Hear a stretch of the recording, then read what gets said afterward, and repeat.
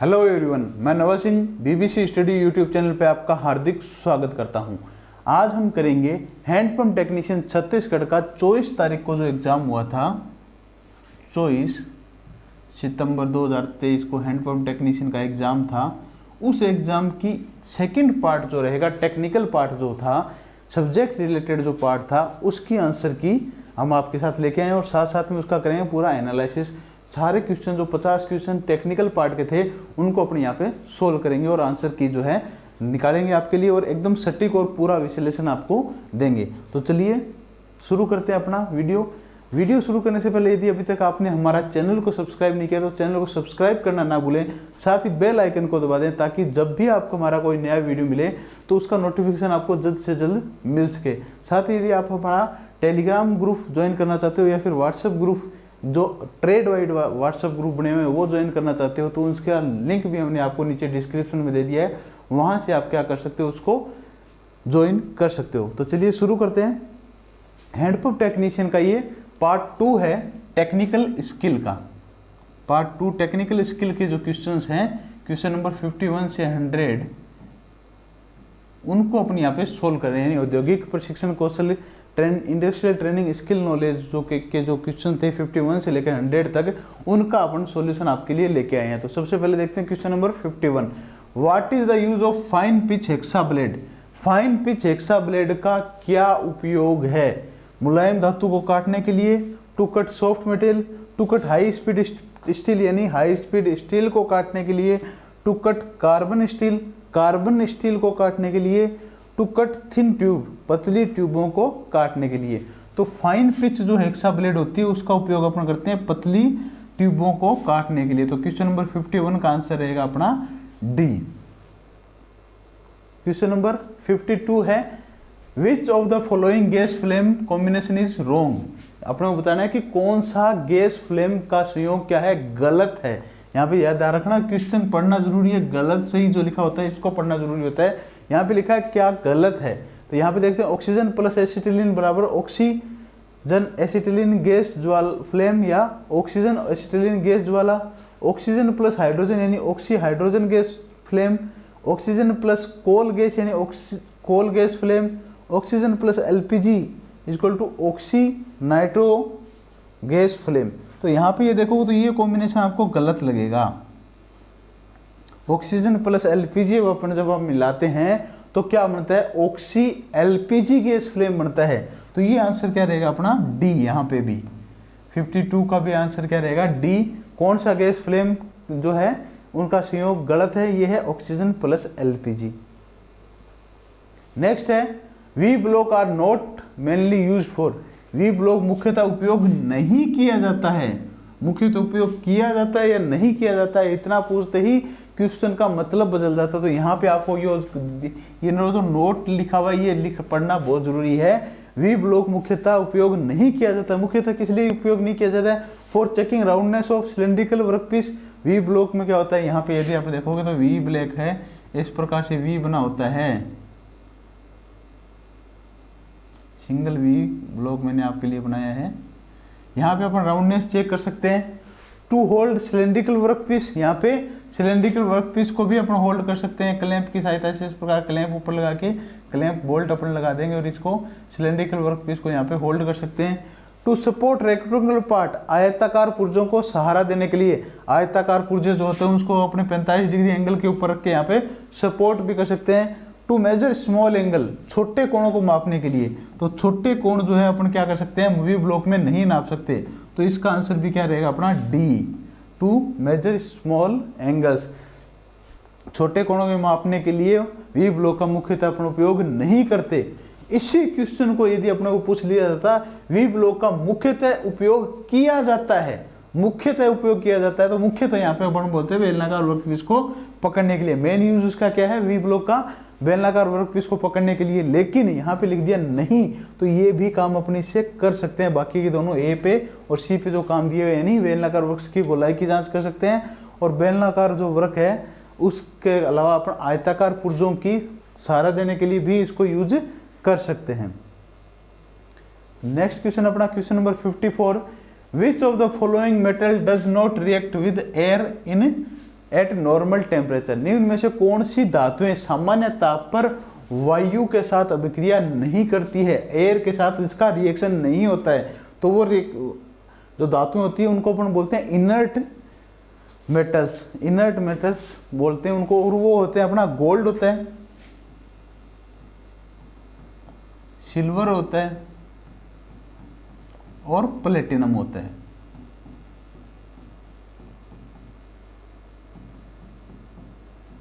यहां पे यदि आप देखोगे कॉम्बिनेशन, यदि अपन देखें निम्न में से कौन सी धातुएं सामान्य ताप पर वायु के साथ अभिक्रिया नहीं करती हैं, तो यहाँ पे यदि आप देखोगे सोना दिया हुआ है, चांदी भी दिया हुआ है, गोल्ड, सिल्वर, इसके साथ दे दिया सोडियम। तो सोडियम क्या करता है, रिएक्शन करता है, तो ये आंसर नहीं हो सकता। सिल्वर, प्लेटिनम और यहाँ पे भी सोडियम दे दिया, तो ये भी आंसर नहीं हो सकता।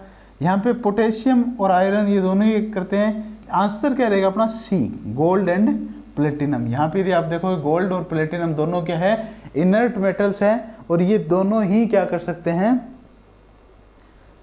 अपने जो धातुएं होती है, ये जो धातुएं इनर्ट धातुएं, इनर्ट मेटेरियल्स होते हैं, ये सामान्य तापमान पर एयर के साथ कोई भी रिएक्शन नहीं करती है। तो इसका आंसर क्या रहेगा अपना सी, सोना और प्लेटिनम। क्वेश्चन नंबर 55 यदि अपन देखें, सीसा, टिन, तांबा और एंटीमनी के मिश्र धातु का नाम क्या है? What is the name of metal alloy of lead, tin, copper और एंटीमनी? यहाँ पे यदि आप देखोगे ये जो क्वेश्चंस हैं, 50 क्वेश्चन अपने देखे हैं, हमने इसका पूरा एनालिसिस यदि किया तो हमने ये पाया कि जो क्वेश्चन है 50 क्वेश्चन, उसमें से ज़्यादातर क्वेश्चन जो हैं वो अपने जो पीछे की अपने क्लासें यूट्यूब के ऊपर ली हुई है उससे ही उठ के आए हैं, या फिर अपने जो टेस्ट सीरीज इन बच्चों ने ज्वाइन की थी हमने उनसे भी बात की, तो उन्होंने कहा सर पूरी फायदेमंद रही टेस्ट सीरीज से ही सारे क्वेश्चन अपने उठ के आए हैं, यानी टेस्ट सीरीज बहुत फायदेमंद रही है बच्चों के लिए। और मेनली जो एक पूरा पेपर है ये अपने हैंडपम्प टेक्नीशियन के लिए 4 क्लासें यूज ली थी ऑनलाइन, हैंडपम्प टेक्नीशियन छत्तीसगढ़ की 4 क्लासें अपन ने की थी, और पूरा पेपर लगभग जो है उसी 4 क्लासों में से उसी के इर्द गिर्द आया, उस जैसे क्वेश्चन आए, और लगभग 10 से 15 क्वेश्चन उन्हीं 4 क्लासों से आए हैं। ये क्वेश्चन भी उसके अंदर था।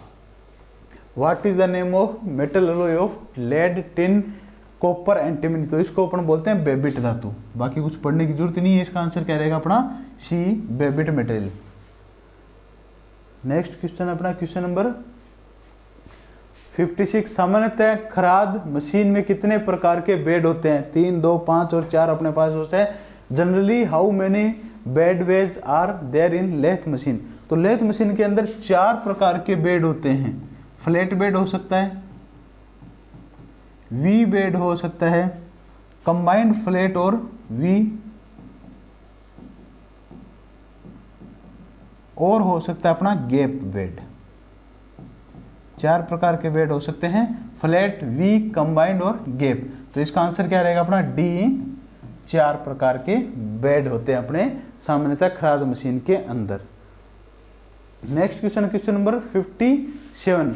गुरुत्वाकर्षण स्थितिज ऊर्जा वस्तु के खाली स्थान और खाली स्थान पर निर्भर करती है।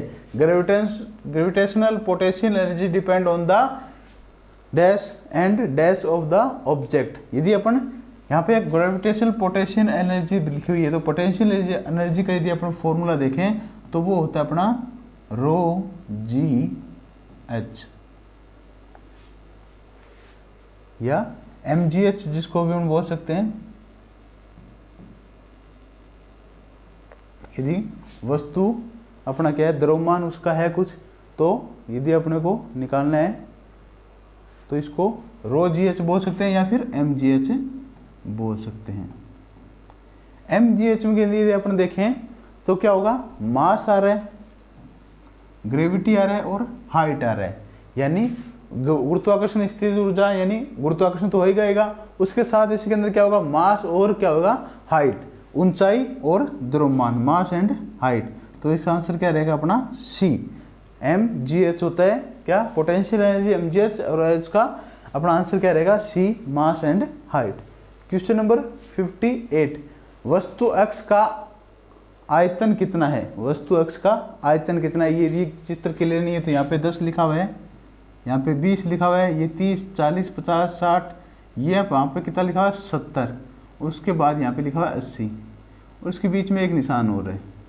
इसके बाद यहाँ पे यहाँ लिखा हुआ है 90, ये निशान कितने का है? 90 का है।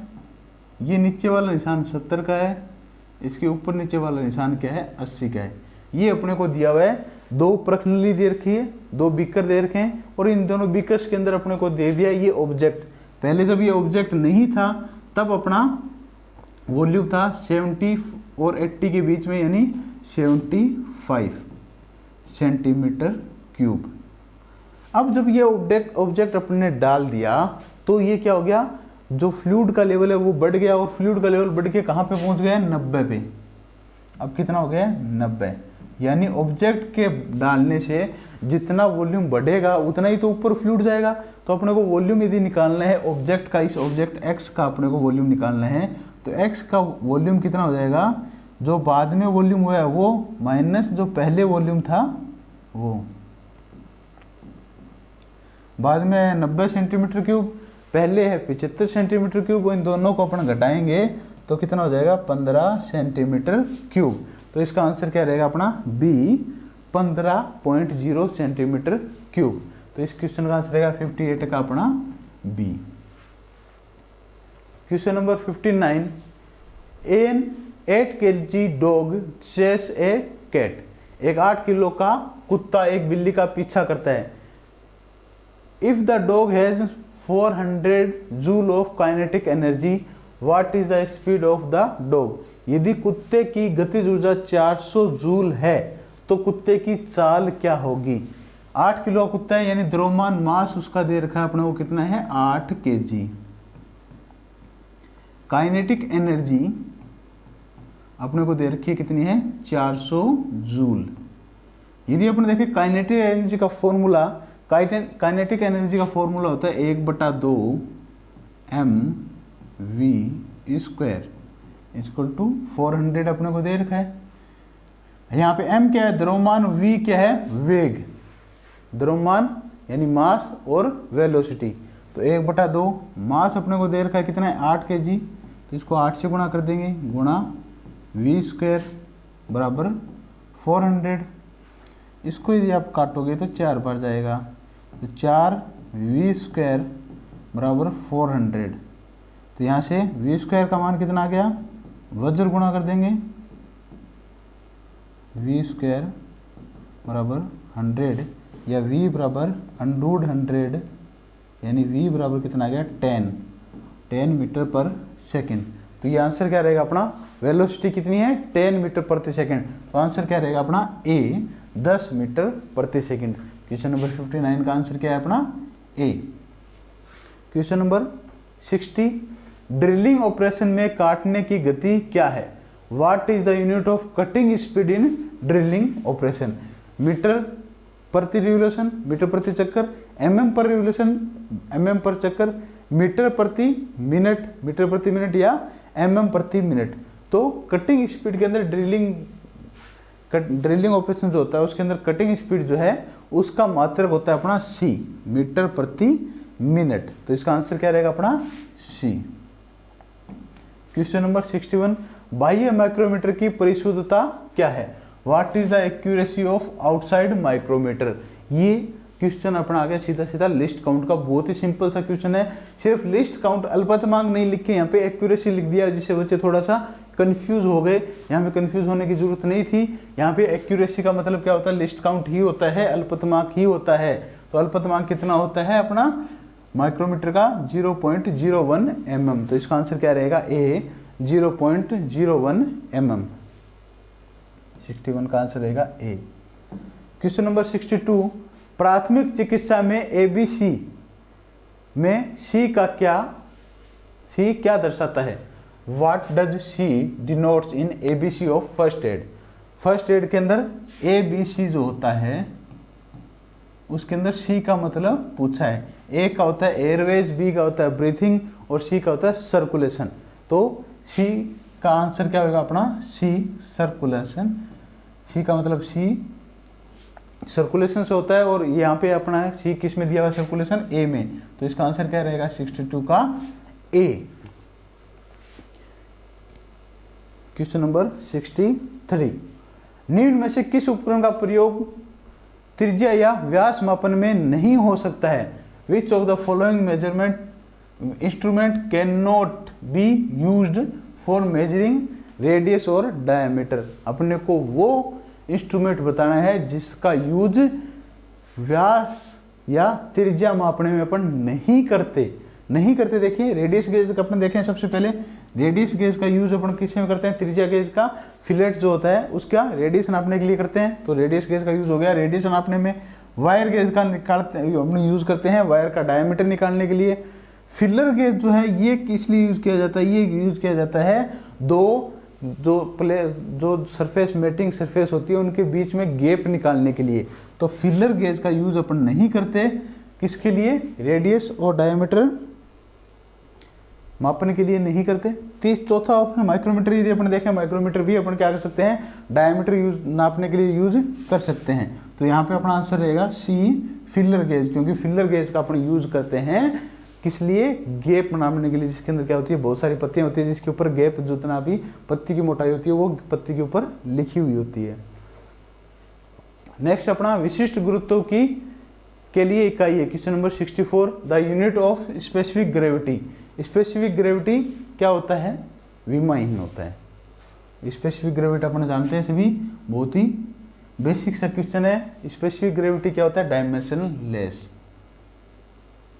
क्योंकि विशिष्ट गुरुत्व जो होता है वो अपना क्या होता है, पानी के घनत्व के साथ किसी द्रव की घनत्व की अपन तुलना करते हैं, किसी द्रव का घनत्व डिवाइड बाय पानी का घनत्व अपन निकालते हैं, तो उससे अपन को क्या निकलता है, स्पेसिफिक ग्रेविटी निकलता है। यानी एक जितनी विमा ऊपर है उतनी विमा अपन नीचे डिवाइड में आ गई और ये क्या होगी, विमा अपन आपस के अंदर कट जाती है। यानी स्पेसिफिक ग्रेविटी जो है अपनी डायमेंशन लेस रहती है। नेक्स्ट है टेलीस्कोपिक गेज का क्या उपयोग है। What is the use of telescopic gauge, to measure depth, गहराई नापने के लिए, टू मेजर एक्सटर्नल डायमेंशन, बाहरी विमाओं आयामों को नापने के लिए, टू मेजर एंगुलर डायमेंशन, कोणीय आयामों को नापने के लिए, to measure size of hole and slot. तो टेलीस्कोपिक गेज जो है उसका उपयोग अपन क्या करते हैं, छेद तथा स्लॉट के आकार को नापने के लिए। तो क्वेश्चन अपना एग्जाम से जस्ट पहले जो अपन ने आपकी ऑनलाइन क्लास ली थी उसके अंदर आया था। तो यहाँ पे ये क्वेश्चन जो जिन्होंने ऑनलाइन क्लास लिए उनका बिल्कुल सही हुआ होगा। इसका आंसर क्या है अपना डी। नेक्स्ट क्या है, which type of foundation bolt are used for fixing heavy machine. भारी मशीनों को लगाने के लिए किस प्रकार के फाउंडेशन बेल्ट का उपयोग किया जाता है। आंख न्यू बोल्ट, आई फाउंडेशन बोल्ट, कोटर न्यू बोल्ट, कोटर foundation bolt, rag foundation bolt या रैग न्यू बोल्ट, और लेविस फाउंडेशन बोल्ट या लेविस न्यू बोल्ट। तो यहाँ पे यदि अपन देखोगे तो इसका आंसर है अपना C rag foundation bolt. Rag foundation bolt किस प्रकार का होता है, इस प्रकार का होता है। नीचे से नीचे इसका क्या होता है, व्यास बढ़ता जाता है और इसका उपयोग अपन किस लिए करते हैं, भारी जो मशीनरी है उसकी नींव के अंदर करते हैं। यहाँ पे अपन क्या करते हैं, कंक्रीट का मसाला जो है वो भर देते हैं जिससे ये बाहर नहीं निकल पाता। ऊपर इसके क्या होता है, बोल्ट अपना लगा होता है। इस प्रकार से ये फाउंडेशन बोल्ट अपना होता है। तो इसका उपयोग अपना कहाँ पे करते हैं, भारी मशीनों को लगाने के लिए यूज करते हैं। तो इसका आंसर क्या रहेगा, C rag foundation bolt. Question number 67 है, the diameter of the screw at the crest is called. Crest यानी शिखर पर पेच के व्यास को क्या कहा जाता है। इस प्रकार से अपनी थ्रेड यदि हो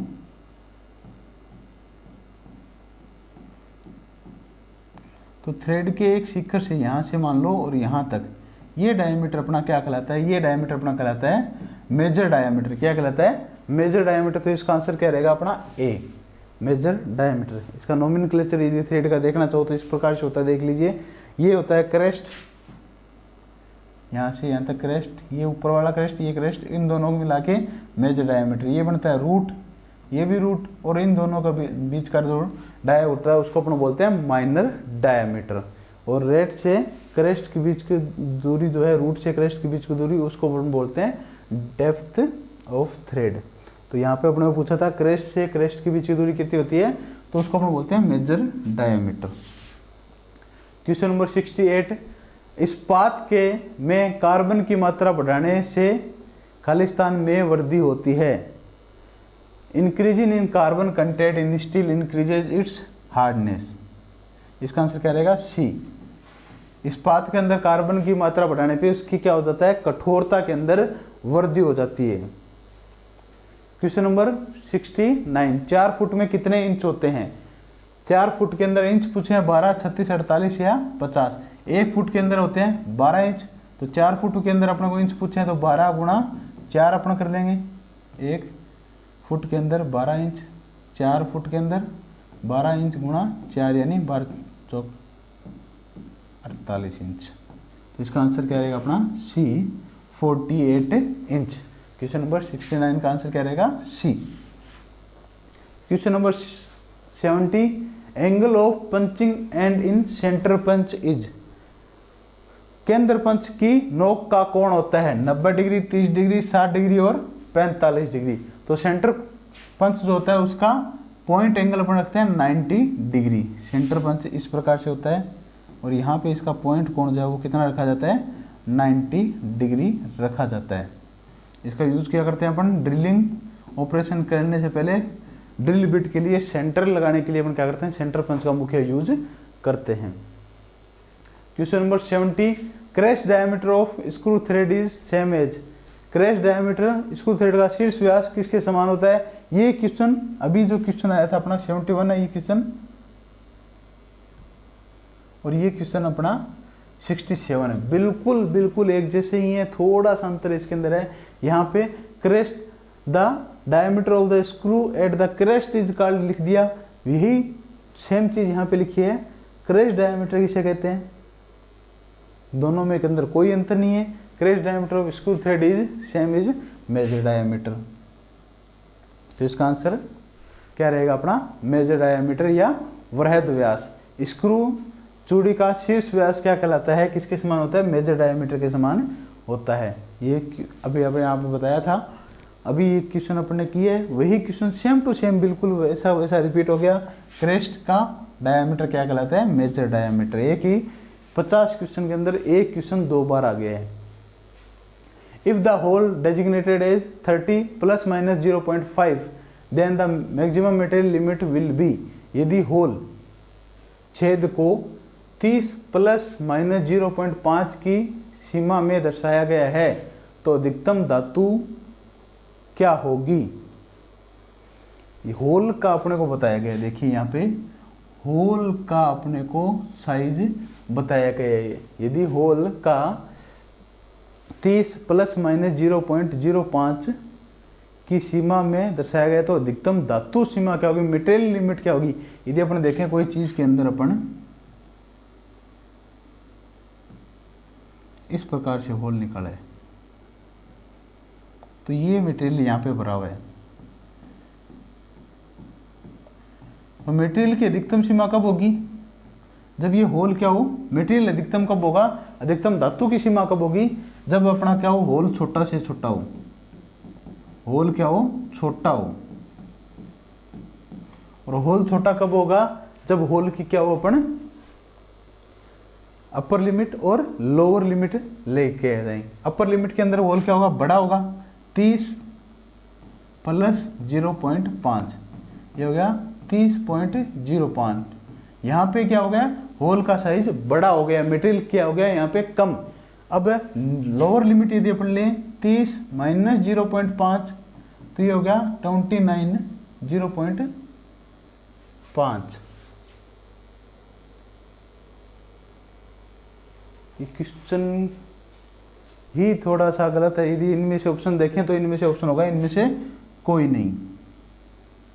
यहाँ पे 0.5 है तो 0.30.5 होना चाहिए और 29.5 होना चाहिए। अपर लिमिट कितनी होगी? 30.5 और लोअर लिमिट कितनी होगी? यहाँ पे दोबारा से आपको निकाल के दिखा देता हूँ मैं।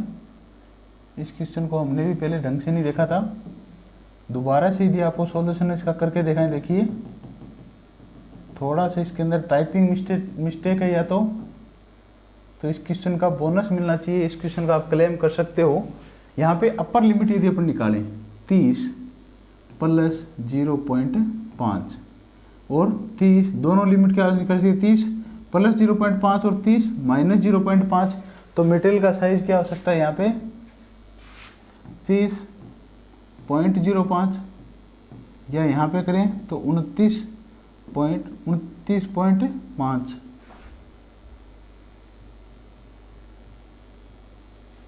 30.5 और 29.5, इस प्रकार से ये आएगा। तो यहाँ से यदि अपन देखें तो लिमिट जो है वो इन दोनों में से ही नहीं आएगी।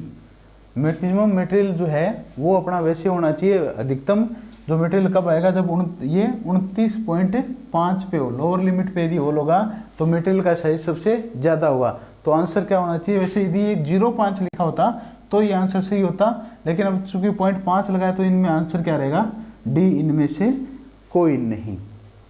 तो यदि किसी ने ये क्वेश्चन किया है 29.95 किया है तो उसने 30 प्लस माइनस 0.05 यदि लिखा होता तो ये क्वेश्चन अपने इस प्रकार से कर सकते थे, लेकिन यहाँ पे कितना लिखा है 30 प्लस माइनस 0.5 लिखा हुआ है। प्लस माइनस 0.5 करने पे अपना इन तीनों में से कोई लिमिट नहीं आती, तो अपना आंसर क्या रहेगा, डी, इनमें से कोई नहीं। क्वेश्चन नंबर 73, नीचे दिए गए चित्र का आयतन क्या है, volume of the figure below is. नीचे ये अपना चित्र दिया घन का, ये अपने देखें घनाभ का अपने को चित्र दिया हुआ है, इसका अपने को साइज अपने को पूछा क्यूबॉइड अपने को दिया है 3x2 इसका बेस है और हाइट इसकी कितनी है 9, तो 3x2x9 ये इसका क्या हो जाएगा आयतन। 3 दूनी 6, 6 9 × 9 54, 54, तो इसका क्या आएगा आंसर बी 54 फीट क्यूब। तो इसका आंसर रहेगा 73 का बी। नेक्स्ट क्वेश्चन अपना, किस नट का ऊपरी भाग षटकोणीय और निचला भाग बेलनाकार होता है। Which nut has a upper portion in hexagonal and lower portion in cylindrical. Swan nut, castle nut, wills nut, none of the above. यदि किस नट का ऊपरी भाग षटकोणीय, यानी अपने को ऐसा नट बताना है जिसका एक भाग षटकोणीय होता है और वो एक भाग बेलनाकार होता है, तो वो होता है अपना कैसल नट। इसका आंसर क्या रहेगा बी, कैसल नट। कैसल नट यदि अपना सीधा उल्टा रख के देखें, जब अपना काम में नहीं आ रहा तो होता है, तब वो इस प्रकार से होता है, नीचे से क्या होता है हेक्सागोनल होता है, ऊपर से ये क्या होता है सिलेंड्रिकल होता है। यदि ऊपर से बनाए अपना तो ये क्या होता है इस प्रकार से सिलेंड्रिकल होता है और इसके अंदर खांचे कटे होते हैं। एग्जैक्ट डायग्राम आप यहाँ पे देख सकते हो, ये नीचे से हेक्सागोनल है, ऊपर से क्या है सिलेंड्रिकल है और इसके बीच में यहाँ पे अपने क्या कर दिए स्लॉट काट दिए पिन लगाने के लिए। तो जब इसको अपना उल्टा करके लगाएंगे तो एक ऊपर का भाग होगा हेक्सागोनल, नीचे का भाग होगा अपना सिलेंड्रिकल। तो ये अपना आंसर रहेगा कैसल नट। तो आंसर क्या रहेगा अपना बी, कैसल नट। क्वेश्चन नंबर 75, वेल्डिंग में यदि नोजल मोल्टन पूल को छूता है तो क्या होगा। वेल्डिंग में यदि नोजल जो है वो मेल्टन पूल को छूता है तो क्या होगा, यानी गैस वेल्डिंग का क्वेश्चन अपना। What will cause if the nozzle touches the molten pool in welding, तो होता है बैक फायर। क्या होता है बैक फायर। तो इसका आंसर क्या रहेगा अपना C, back fire. Question number 76, which type of exhauster is used to stop flammable and running liquid fire. ज्वलनशील और बहने वाले तरल में लगने वाली आग को रोकने के लिए किस प्रकार का अग्निशमन यंत्र का प्रयोग करते हैं, सबको पता है ये। इसका बहुत ही सिंपल आंसर रहेगा अपना झाग अग्निशमन। फोम एग्जॉस्टर जो है वो किस लिए यूज करते हैं अपना, बहने वाले तरल के ऊपर आग जब लग जाती है, ज्वलनशील गैस जो तरल होता है उसके ऊपर जब आग लग जाती है तब अपन क्या करते हैं झाग अग्निशमन का यूज करते हैं। क्वेश्चन नंबर 77, किसी वस्तु द्वारा वास्तव में तय किए गए पथ की माप को उसका क्या कहते हैं। A measure of the path actually travelled by an object is called distance, velocity, speed या डिस्प्लेसमेंट। तो उसको अपन बोलते हैं डिस्प्लेसमेंट, डी डिस्प्लेसमेंट। किसी वस्तु द्वारा वास्तव में तय किए गए पाथ के माप, किसी वस्तु द्वारा वास्तव में तय किए गए पथ की माप को पूरा स्टार्टिंग पॉइंट से लास्ट पॉइंट तक का डिस्टेंस यदि होता है तो उसको अपन बोलते हैं डिस्प्लेसमेंट। यहाँ पे अपना आंसर रहेगा ए, दूरी। यदि एक व्यक्ति यहाँ से ए पॉइंट से शुरू हुआ है, पहले इधर गया, फिर इधर गया, फिर इधर गया, फिर इधर गया है, फिर इधर गया है, फिर वापस क्या इधर आया है, फिर इधर यदि आया है, ये बी पॉइंट है, तो इस जितने भी पाथ के ऊपर ये चला है पूरा जो रास्ता है, इसको यदि अपन नापेंगे तो इसको बोलेंगे वस्तु द्वारा तय की गई दूरी। यदि ए पॉइंट से बी पॉइंट की डायरेक्ट डिस्टेंस पूछ लेता तो उसको अपन बोलते हैं विस्थापन, डी विस्थापन। तो इसका आंसर क्या रहेगा, किसी वस्तु द्वारा वास्तव में तय किए गए पथ की माप को अपन बोलते हैं उसके द्वारा तय की गई दूरी। Question number 78, foot step bearing किस तरह की बेरिंग होती है? स्थितिक बार बेरिंग, मरोड़ बार बेरिंग, स्पर्शीय बार बेरिंग या प्रणोद बार bearing, static load bearing, torsional load bearing, tangential load bearing या थ्रस्ट लोड बेरिंग। तो फुट स्टेप बेरिंग होती है अपनी थ्रस्ट लोड बेरिंग। तो इसका आंसर क्या रहेगा अपना D. Question number 79, what is this object doing? यह ऑब्जेक्ट वस्तु क्या कर रही है? स्पीडिंग अप, स्पीड बढ़ा रही है या तेजी से चाल बढ़ रही है, स्लोइंग डाउन, चाल धीमी हो रही है, स्टेशनरी स्थिर है या moving at the constant speed, एक समान गति से गतिमान है। यहाँ पे यदि अपन देखें टाइम के साथ इसका जो पोजीशन है वो दिखा रखी है, टाइम के साथ ये जो पोजीशन देखें पहले ज़्यादा थी फिर कम होती जा रही है, तो ये क्या हो रही है, धीरे हो रही है। तो इसका आंसर क्या रहेगा बी, चाल धीमी हो रही है। Question number 80, key in machine shaft make which joint? कुंजी मशीन शाफ्ट में किस प्रकार का जोड़ बनाता है? की जो है वो मशीन शाफ्ट के अंदर किस प्रकार का जोड़ बनाता है? परमानेंट यानी स्थायी जोड़, टेम्परेरी यानी अस्थायी जोड़, विकल्प ए और दोनों सही, और नन ऑफ द अबव। तो यहाँ पे यदि अपन देखें की जो है मशीन शाफ्ट के अंदर अस्थायी जोड़ बनाता है। जब अपन चाहें की को निकाल के क्या कर सकते हैं, दोनों जोड़ को अलग कर सकते हैं। तो यहाँ पे अपना आंसर रहेगा बी, अस्थायी जोड़। Question number 81, the surface area of the square based pyramid is? एक शंक्वाकार पिरामिड का पृष्ठीय क्षेत्रफल है। यदि आप यहाँ पे पिरामिड को देखोगे तो यहाँ पे नीचे इसके क्या बना हुआ है, एक 2x2 का आयत 2x2 का स्क्वायर बना हुआ है। तो एक तो इसका क्षेत्रफल हो गया 2x2 प्लस यहाँ पे देखोगे तो यहाँ पे ये चारों दिशाओं के अंदर 4 त्रिभुज बने हुए हैं, जिनका बेस जो है आधार कितना है, 2 मीटर है, और उसकी लंबाई यदि आप देखोगे तो ऊंचाई अपने को दे रखी है 4 मीटर। कितनी दे रखी है, 4 मीटर। तो प्लस 4 पिरामिड है, 4 त्रिभुज है, तो 4 गुणा त्रिभुज की पृष्ठीय क्षेत्रफल 1/2 इंटू आधार है 2 इंटू ऊंचाई 4।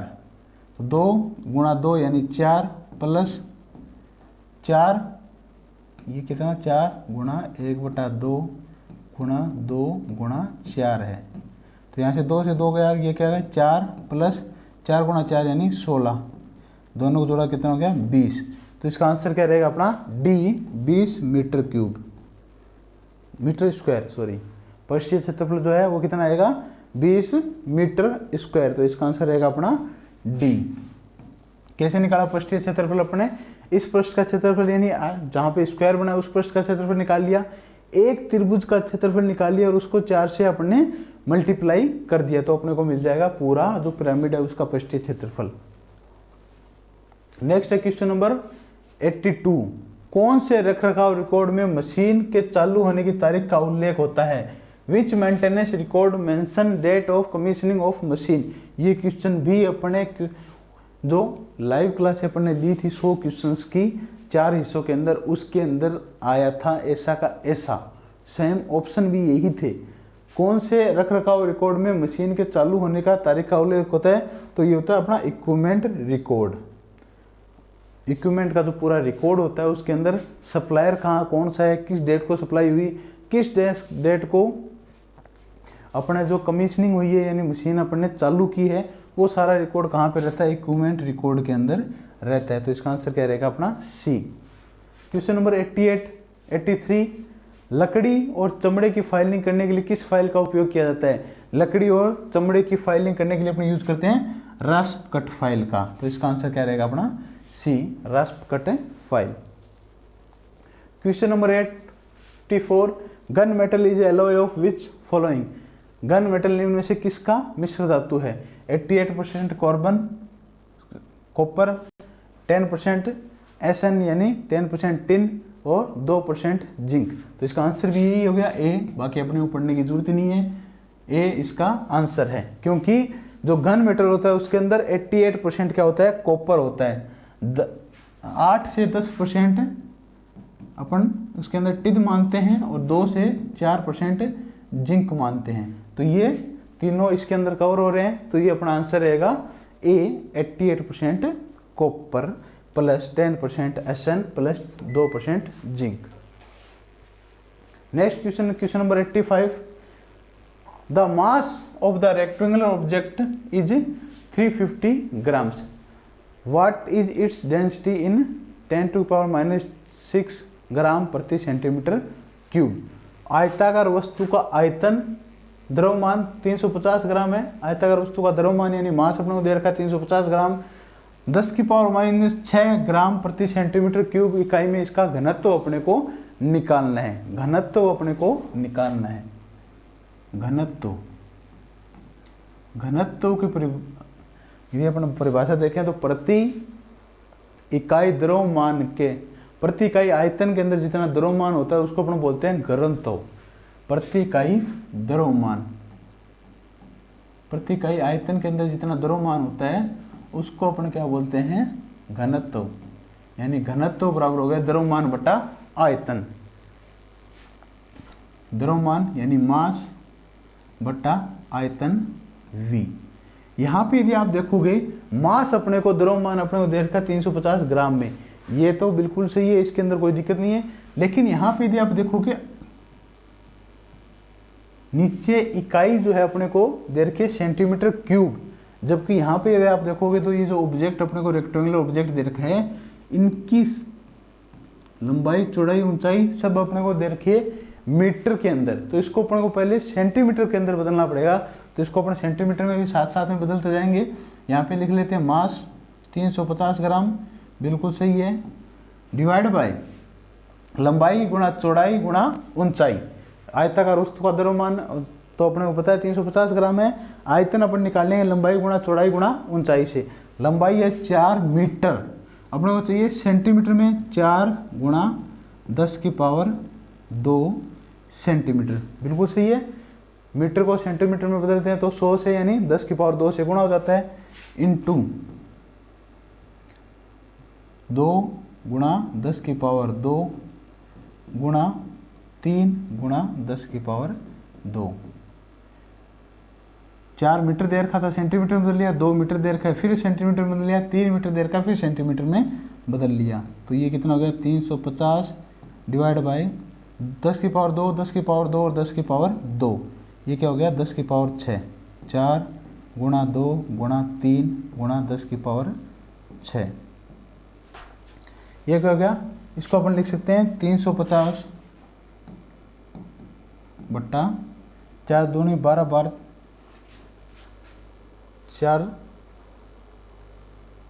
4 दूनी 8, 8 तिया 24,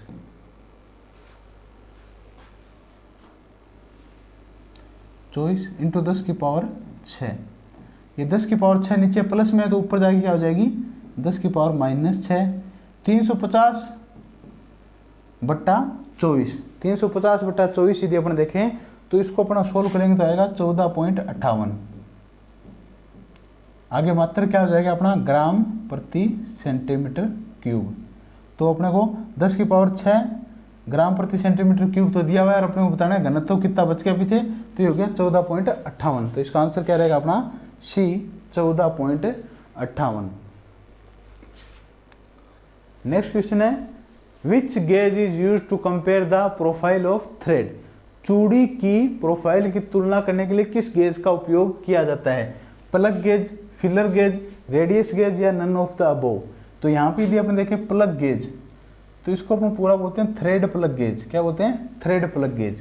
क्या होता है? एक प्रकार का बीच में से हेक्सागोनल होता है, यहाँ पे थोड़ा सा ग्रूव होता है दोनों तरफ, और यहाँ पे गो और नो गो साइड बनी हुई है, जिससे अपन थ्रेड की प्रोफाइल जो है वो चेक कर सकते हैं। तो इस प्रकार का अपना क्या होता है कि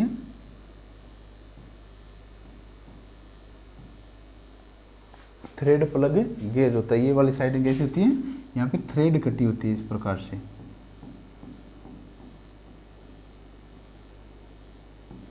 दोनों कॉर्नर, दोनों जो इसके दोनों एजेस होते हैं वहाँ पे थ्रेड इस प्रकार से बनी हुई है, और इसको अपन बोलते हैं thread plug gauge.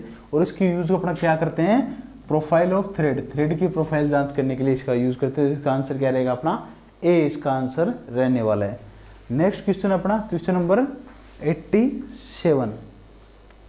Dowel pins are used for. Dowel pin का यूज किस लिए किया जाता है? Measurement of depth of hole, छेद की गहराई नापने के लिए। Measurement of diameter of hole, छेद का व्यास नापने के लिए। Measurement of height of shaft, shaft की ऊंचाई नापने के लिए, या नन ऑफ द अबव।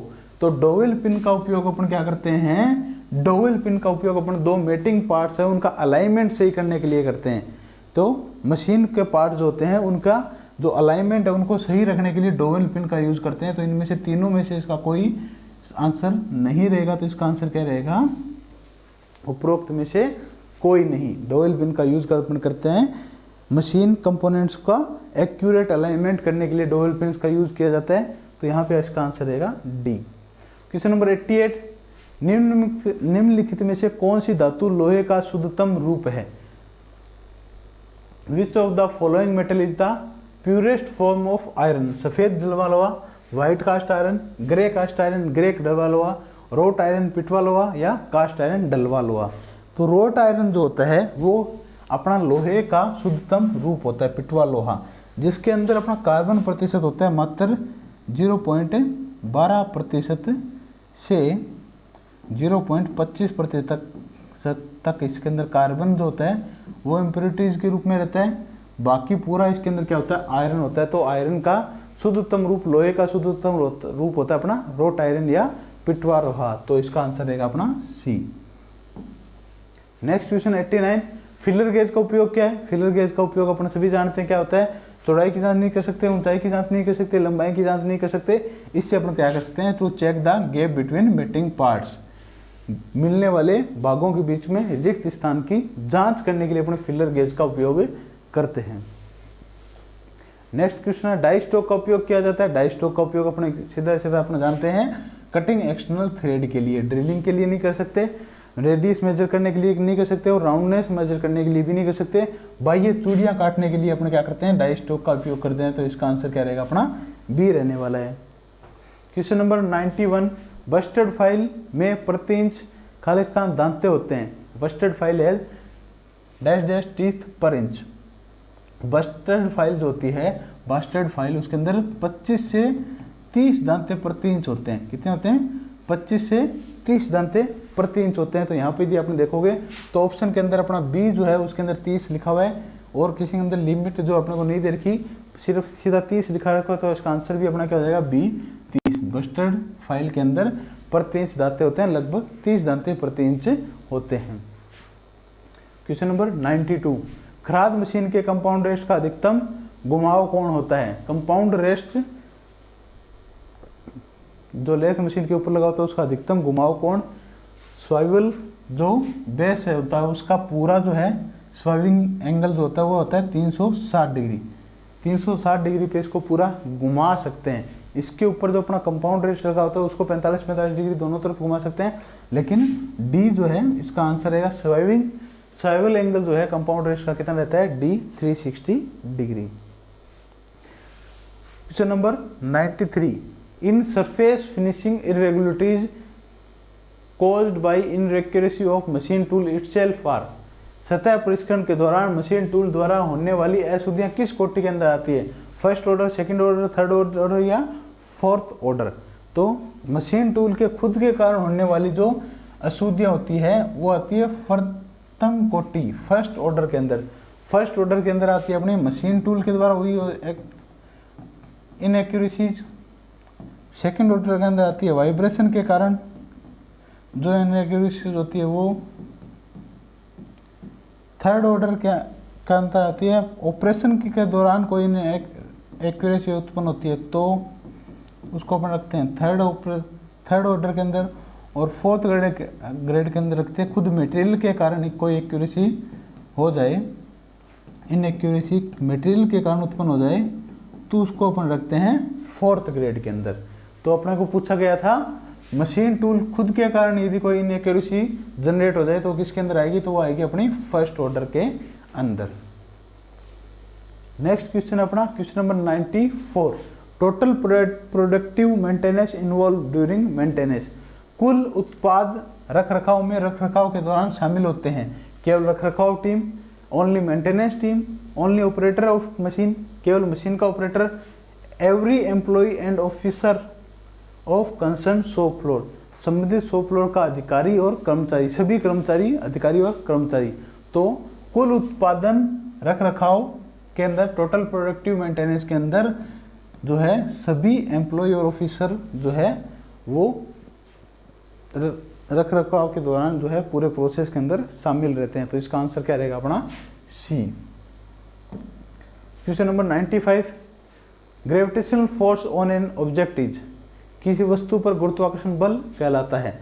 किसी वस्तु यानी कोई वस्तु m, उसके ऊपर गुरुत्वाकर्षण बल यानी g, तो यानी mg क्या कहलाता है, ये अपने को पूछा गया है। तो वो होता है उसका वजन, वेट। किसी वस्तु को जब उसके गुरुत्वाकर्षण बल से अपना गुणा कर देते हैं तो क्या बन जाता है, वेट, वजन बन जाता है। तो इसका आंसर क्या रहेगा अपना C. Question number 96, which of the following is used in soldering process. Soldering process में निम्न में से किसका उपयोग किया जाता है। सोल्डरिंग प्रोसेस के अंदर अपन यूज करते हैं सोल्डर का, और सोल्डर बना होता है अपना टिन और लेड से। तो इसका आंसर क्या रहेगा अपना ए, लेड एंड टिन। सोल्डरिंग प्रक्रिया के अनुसार अपन किसका उपयोग करते हैं, लेड और टिन का अपन उपयोग करते हैं। Question number 97, what is the outer diameter of washer when a nominal diameter of bolt is 5 mm। Washer का बाहरी व्यास क्या होगा जब बोल्ट का नॉमिनल व्यास 5 mm है। वाशर का बाहरी व्यास अपन निकालते हैं 2d + 3 mm से।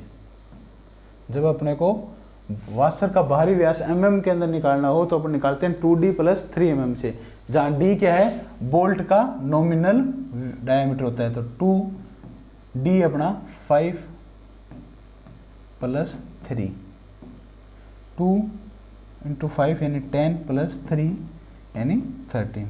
तो इसका आंसर क्या रहेगा अपना डी, 13 mm। जब उनको नॉमिनल डायमीटर दिया हो तो बाहरी व्यास हम निकाल लेते हैं 2d + 3 mm से। तो इसका आंसर क्या रहेगा अपना 13 mm। How the size of drill bit is measured. Drill bit का साइज कैसे मापा जाता है, between the fluids, between the lens, between the web and neck diameter. ये क्वेश्चन भी अपने पीछे जो क्वेश्चन चार अपन वीडियो लेके आए थे हैंड पंप टेक्नीशियन के लिए, उसके अंदर पूछा गया था सीधा सीधा। और इसका आंसर क्या अपना लैंड के बीच की दूरी। ड्रिल बिट क्या जो साइज अपन कैसे नापते हैं, बिटवीन द लेंस, लेंस के बीच से जो दूरी होती है उससे अपन क्या कहते हैं ड्रिल बिट का साइज अपन देते हैं। तो इसका आंसर क्या रहेगा अपना B. Question number 99, a screw is designated as M A × B, then B is. एक स्क्रू को M, A × B के रूप में दर्शाया गया है तो B होगा लघु व्यास, मेजर व्यास, minor radius and none of the above. यदि एक स्क्रू को अपन, वैसे तो स्क्रू को अपन कैसे दिखाते हैं, M × A, M उसके बाद अपन लिखाते हैं M, जैसे अपन कैसे लिखाते हैं, जैसे 10 × 1.5 यदि लिखा हो तो 1.5 जो है ये किसको दिखाता है, पिच को दिखाता है। किसको दिखाता है, पिच। B पिच को दिखाता है, A दिखाता है अपना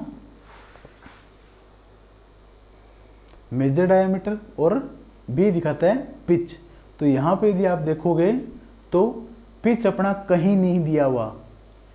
ए screw is designated as AM A × B, then B होगा पिच, और पिच अपने को यहाँ पे ऑप्शन के अंदर नहीं दिया हुआ, तो इसका आंसर क्या रहेगा D, none of the above, इसके अंदर से कोई नहीं। Question number 100, how many fundamental tolerance grade are available, कितने आधारभूत सहनशीलता ग्रेड उपलब्ध होते हैं, तो इसका आंसर रहेगा डी, सॉरी इसका आंसर रहेगा ए 18 जो है अपना आधारभूत सहनशीलता ग्रेड यानी इन फंडामेंटल टॉलरेंस ग्रेड अवेलेबल होते हैं, कितने 18, IT01, IT0, IT1, 2, 3, 4, 5 इस प्रकार से अपने टॉलरेंस ग्रेड रहते हैं, और वो कितने होते हैं टोटल 18 जो है टॉलरेंस ग्रेड अपने होते हैं। ये क्वेश्चन भी अपना पीछे जब अपन ने 100 क्वेश्चन की एक सीरीज आपके लिए लेके आए थे प्रीवियस एग्जाम से रिलेटेड, उसी में ये क्वेश्चन भी अपना पूछा गया था। तो अपने यदि अपना पूरा विश्लेषण करें तो क्वेश्चन जो है पूरा थोड़ा बेसिक आए थे, ज़्यादा डीप क्वेश्चन नहीं आए, और क्वेश्चन जो हैं वो पीछे जो एग्जाम हुए थे उन्हीं से उठ के ज़्यादातर क्वेश्चन आए हैं। अपनी जो टेस्ट सीरीज है, अपना जो पूरा सिलेबस अपन ने करवाया था हैंडपम्प टेक्नीशियन का, उसमें से 90 से 95% क्वेश्चन पूरा वैसे के वैसे अपने पूछ लिए गए हैं। तो ये था अपना सोल्यूशन किसका, हैंडपम्प टेक्नीशियन का टेक्निकल पार्ट का। तो आज के वीडियो में इतना ही, मिलते हैं अपने नेक्स्ट वीडियो में, तब तक के लिए जय हिंद जय भारत।